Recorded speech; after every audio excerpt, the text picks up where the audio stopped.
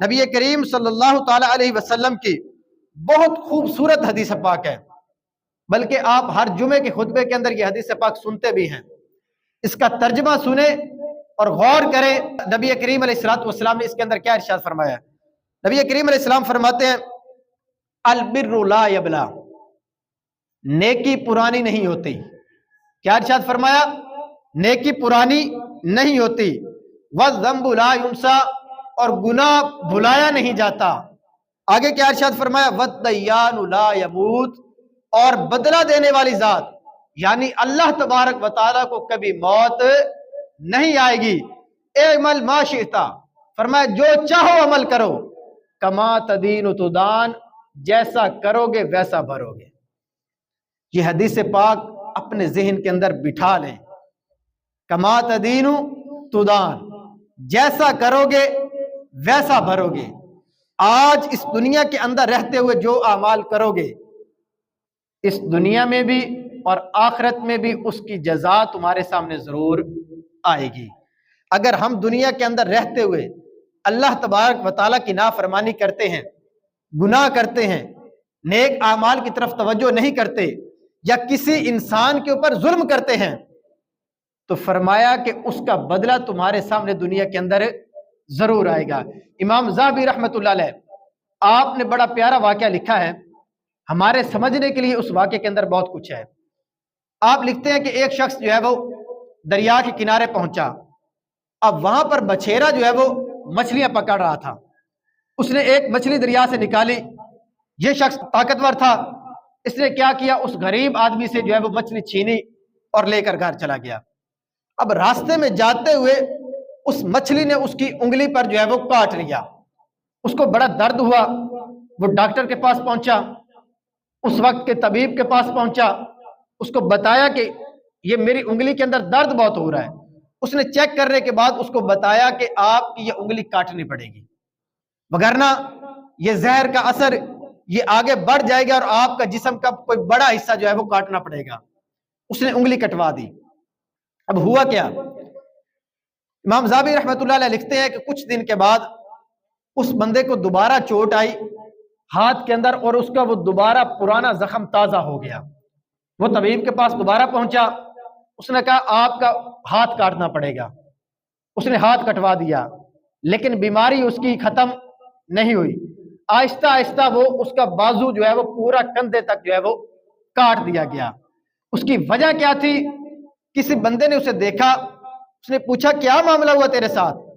اس نے کہا کہ اس طرح کا معاملہ ہوا تھا، میں دریا کے کنارے پہنچا، ایک شخص وہاں مچھلیاں پکڑ رہا تھا، میں نے اسے مچھلی چھین کر جو ہے وہ گھر لے گیا، اور اس طرح میرے زخم کی ابتدا ہوئی۔ پوری تفصیل اس نے اپنے واقعے کی بتائی۔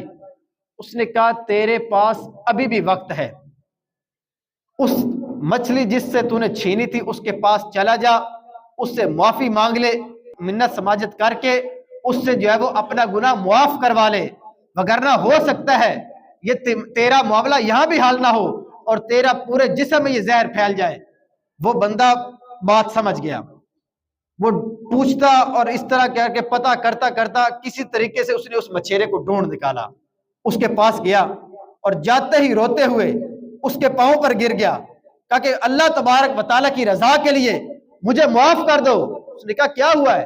کہتا ہے وہ تو معاملہ بھول چکا تھا مچھلی والا۔ اس نے کہا ہوا یہ تھا کہ ایک دفعہ تو نے مچھلی پکڑی تھی اور میں تو اسے چھین کے لے گیا تھا، آج یہ دیکھ اس کے بدلے میرا پورا بازو کٹ چکا ہے، اگر تم مجھے معاف نہیں کرے گا تو ہو سکتا ہے کہ یہ زہر میرے پورے جسم کے اندر پھیل جائے اور جس کی وجہ سے میں جو ہے وہ اس دنیا سے چلا جاؤں۔ اس نے کہا میں نے تجھے اللہ تبارک و تعالیٰ کی رضا کے لیے معاف کر دیا، کیونکہ میں نے اپنا معاملہ اللہ تبارک و تعالیٰ کی ذات پر چھوڑ دیا تھا۔ اس واقعے میں ہمارے لیے بہت عبرت کے درس ہیں۔ اگر ہم کسی غریب پر ظلم کرتے ہیں، آج ہمارے پاس کوئی منصب ہے، کوئی عہدہ ہے، جسمانی طور پر، مالی طور پر ہمارے پاس طاقت ہے، ہم اگر اس کا غلط استعمال کرتے ہیں، کسی غریب پر ظلم کرتے ہیں، تو یاد رکھیں غریب کی، مظلوم کی جو آہ ہوتی ہے نا، یہ عرش الہی کو ہلا دیتی ہے۔ تھوڑی دیر کے لیے مہلت مل جاتی ہے بندے کو، بندہ کہتا ہے کہ یار میں جیت گیا۔ آج دیکھیں نا ہمارے ہاں ہوتا یہ ہے کہ کسی بندے کے پاس اگر کوئی منصب آ جاتا ہے نا، کوئی عہدہ آ جاتا ہے، وہ اپنے آپ کو فرعون سمجھنے لگ جاتا ہے۔ وہ سمجھتا ہے پوری دنیا میرے پاؤں کے نیچے ہے، اور وہ پھر بعض اوقات غریبوں پر، مظلوموں پر ظلم کرنے سے کتراتا نہیں ہے۔ لیکن ایسے افراد جب ریٹائر ہو جاتے ہیں اپنے عہدے سے، ان کا عہدہ، ان کا منصب جو ہے وہ ختم ہو جاتا ہے، اس کے بعد ان کی حالت بڑی قابل رحم ہوتی ہے۔ پھر ان کو اپنے گھر والے، اپنے بیٹے بیٹیاں بھی قبول نہیں کرتے، اور ان کا معاملہ بہت برا ہوتا ہے۔ اس کی وجہ کیا ہوتی ہے کہ ایک دن یہ کسی مظلوم پر، کسی غریب پر ظلم کر دیتے ہیں، لیکن بقیہ سارے دن پھر اللہ تبارک و تعالیٰ کے پاس ہوتے ہیں۔ تمہارے پاس عمل کرنے کے لیے ایک دن ہے، اچھا عمل کر لو یا برا عمل کر لو، اس کے بعد سارے دن سارا اختیار اللہ تبارک و تعالیٰ کے پاس ہوتا ہے۔ اب وہ چاہے تو تمہیں دنیا کے اندر ہی اس گناہ کی جو ہے وہ سزا میں گرفتار کر دے، چاہے تو تمہارا معاملہ قبر کی چار دیواری تک مؤخر کر دے، یہ اس کی رضا پر ہے۔ اور بعض اوقات ہم ایسے لوگوں کا انجام پھر دیکھتے ہیں کہ غریبوں پر جب ظلم کرتے ہیں اور پھر آخر کے اندر دنیا میں ہی اللہ تبارک و تعالیٰ انہیں ایسی ایسی آزمائشوں کے اندر، ایسی ایسی بیماریوں کے اندر مبتلا کر دیتا ہے کہ پھر ان کے پاس کوئی علاج ہی بچتا بھی نہیں ہے۔ یہ مظلوم کی آہ ہوتی ہے۔